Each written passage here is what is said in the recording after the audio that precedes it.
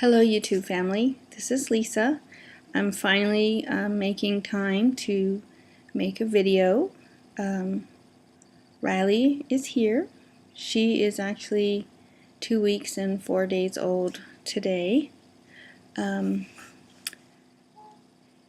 It's been great to have her here with us, to finally meet her and to hold her and to know that she's ours after all this time of waiting and praying and trying, that it finally happened, and we couldn't be more happy. She ended up coming on her own March 29th. That was a Sunday evening. I honestly would say the day before, Saturday evening, I started having painful contractions, or more painful than they had been, but they were definitely very far apart. I'm talking like 45 minutes apart.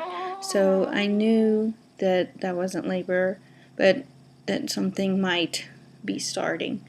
Of course, at nighttime, it kind of fizzled away, and it was Sunday the 29th. Maybe during the day they kind of, but it was more toward the evening. They started back up, and of course they were about 25 minutes apart, so of course I still knew that was way too far. I'd say it was in about 7 o'clock that evening that they got closer together, and of course they were getting more painful, and at 8:45 it was like, I think we should go to the hospital. I said, this has to be something, and if it's not, then they'll just send me home. But my husband's like, okay, well, let's try and wait till 9. I'm like, okay, but within that 15-minute period, they came like almost 3 minutes apart, and I'm like, no, we need to go. So we left to the hospital. I said we got to the hospital just a little after 9 p.m. They checked me. Of course, I was a 4, so they admitted me. I was in labor, and they hooked me up to the monitor, started IV, all that stuff, which I wasn't against any of that. I believe our birth plan, we wanted intermittent monitoring. But being tied to that bed, I had a little bit of hypertension, but not anything that was like, oh my gosh, we need to worry about you or put you on mag. So they kind of wanted me just to lay in the bed and be monitored for my blood pressure, which was fine, but it made dealing with the contractions that much harder because you're confined to the bed, and it's hard to deal with those. And of course, my initial goal was to do a non-medicated, but I was not 100% against using pain medicine if I needed it, and they were just getting too painful. So I said, I think we were there about an hour, and I said, can I go ahead and have the epidural? So they called the anesthesiologist, which in their hospital they have one dedicated to the OB floor that's on the OB floor only, which is nice because you're not having to wait for an anesthesiologist that might be caught in surgery doing something else to get your epidural. So he came pretty quick, but at the same time, the OB doctor on call, she came in, and of course she was wanting to ask a million questions. So he kind of was waiting, and I was almost like, come on, let him do the epidural, then you can ask me any questions you want. But she was asking all questions, just trying to get to know me, because she didn't, she's not my regular doctor. And at one point, whenever I mentioned that I had shoulder dystocia with my last delivery, of course he was an 8-pound, 4-ounce baby, that seemed to bother her or worry her, so then she started talking about a cesarean. Even though I knew this baby was smaller than my last one just from waist circumference, the comparison of that. So I wasn't worried about her not coming out vaginally at all. But I don't know if the doctor had a past bad experience with that, or she wasn't 100% comfortable. I'm not sure. And she didn't say we should do a cesarean. She just said once you have shoulder dystocia, there's a 15% increased chance that you'll have it again with any other pregnancies after that. And she wanted us to decide whether to have a cesarean or do a vaginal. And we talked about it, and I said, if we do vaginal and she's not coming out, then you can always go in and do a cesarean. But if you elect for cesarean, it's not like she's going to open me up, look and say, oh, she would have fit, and close me and let me go vaginal. So, you can't really cross that cesarean bridge. And once you cross it, you can't go back. So we opted to still try vaginal. I wasn't worried. Honestly, I wasn't about her not fitting. So we opted for that. So once she left, then the anesthesiologist gave me my epidural. But in between that time, when we were waiting to make the decision, my water broke on its own. That's the first time that's ever happened.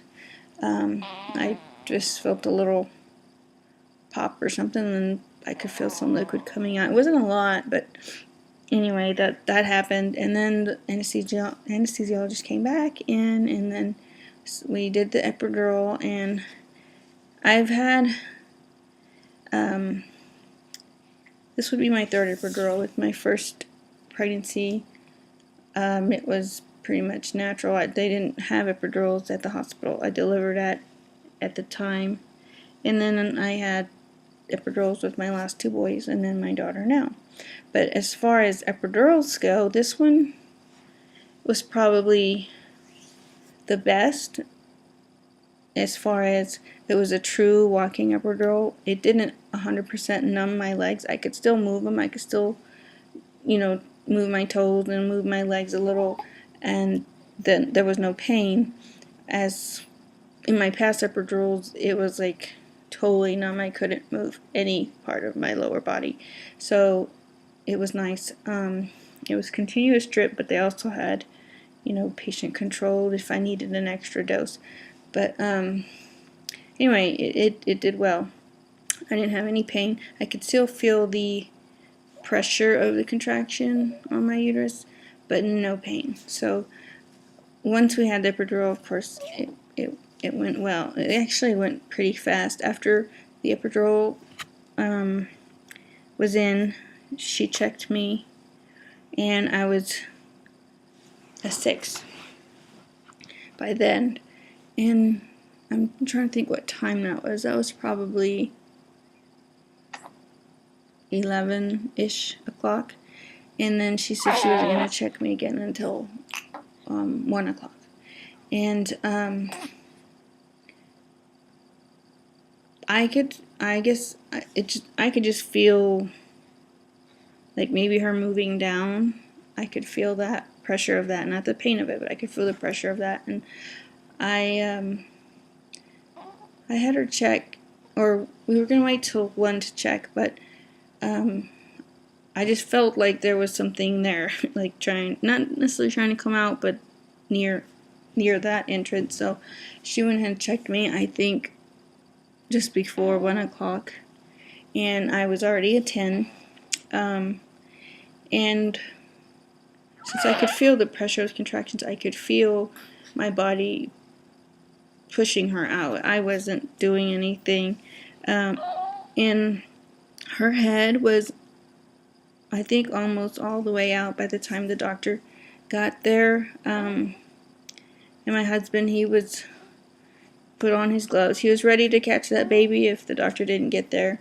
But he didn't have to. So when she came in, baby was almost out, so we knew that wasn't going to be an issue. But I really didn't have to even push. I think I did like one practice push before the doctor got there, but she was coming right out, so the nurse was like, no, never mind, we'll just wait. But I could still feel my body pushing her out, which was a neat experience, because the last 3 pregnancies I've had to push a lot.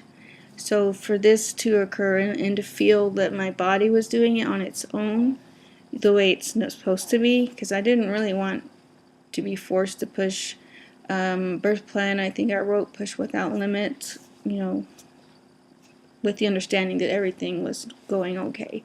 And she basically came out on her own by the power of my uterus, so I thought that was pretty good.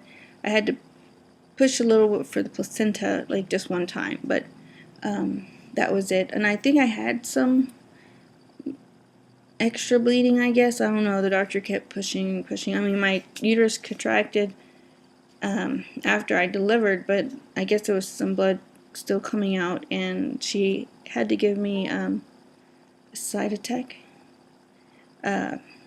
for the postpartum bleeding, and then, of course, the Pitocin that they give after you deliver. But it was pretty quick. She was born at 1:13 in the morning. I had guessed that she'd be there by 1:30. I think my husband said between 2 and 2:30, and I think the nurse had said by 3 o'clock. So I was the closest on that. I can't think to tell you anything else. We did skin to skin, and she nursed before you took her away. She was 7 pounds 4 ounces, 20 inches long, and I can't think of anything else to tell you. She's laying here asleep if you can't hear her making her little noises.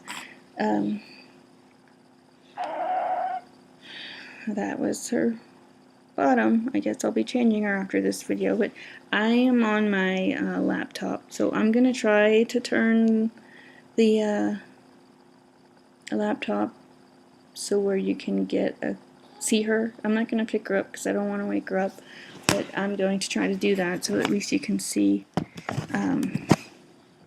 what she looks like. So, I guess you heard me talking about her. Let me get it. There you go. There she is.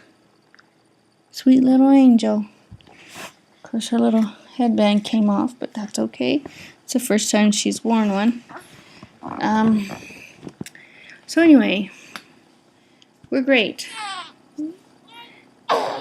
It's different being a parent again at this age. But I think it's better. I think the older you are when you have your children, the better you are at it. That's my personal opinion. You may feel differently, and that's okay. I mean, I was a good parent at a young age compared to some parents. I don't know. I think you appreciate it more if you're older than when you're younger. Anyway, I can't think of anything else to tell you. I am breastfeeding exclusively.